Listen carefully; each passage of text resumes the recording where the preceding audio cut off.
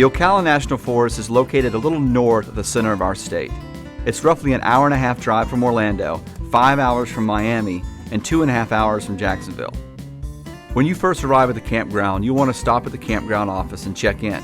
This is a good time to stop and ask some questions about campground rules, quiet hours, garbage disposal areas, emergency contacts, or whatever else comes to mind. As you're scoping out the area to see which spot looks best for setting up your campsite, here's some things to keep in mind.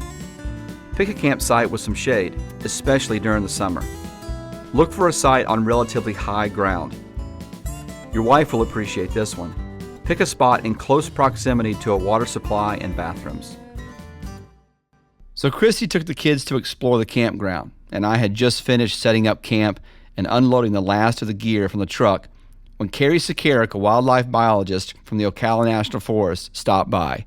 I'm kind of curious to see what you think about my setup here. It's a lovely site. You know, each campsite has to have 3 main areas. You need your fire area, your kitchen and washing area, and then your sleeping area. Okay, sleeping area. Tent right here. I've had this tent for about 5 years. I felt like it was a pretty good place to set it up. Well, you did a really good job having it far away from the fire. Okay. So that you don't get embers lighting your tent.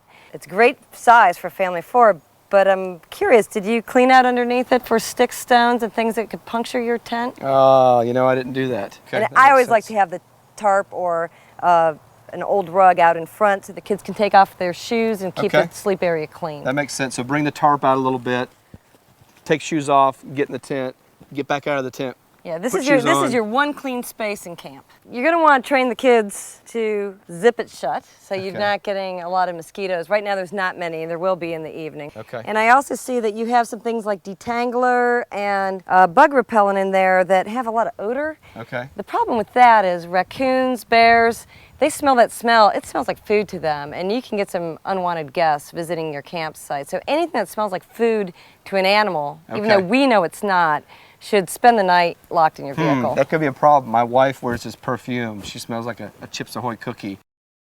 Let's take a look at your kitchen and wash area. Okay. I love this. Isn't this cool? This is great. Grubby. Look at that. You have everything you need right there. You have your stove. Back here, you have your wash area. Yep. Oh, and did you put biodegradable soap in a sock? We did this in Girl Scouts. You know, I saw that on the internet, and I was like, what a great idea. I don't know how many times I've dropped the soap in the dirt and had to wash it off or whatever. Yeah, and you also got your gray water pan right below your water, which is perfect. We can take the gray water down to the bathhouse and wash them there. Okay. And that way you don't get little bits of food out here that might attract raccoons and other nuisances to your campsite. Okay. Well, let's go check out the campfire. Okay. All right, Grubby 1, we'll be right back. Grubby 1. Okay, so this is the fire pit. Right, in Ocala National Forest, we need to keep the fire in a fire ring or in the grill area. This contains the fire, keeps it from getting out into obviously lighting the forest on fire. Absolutely.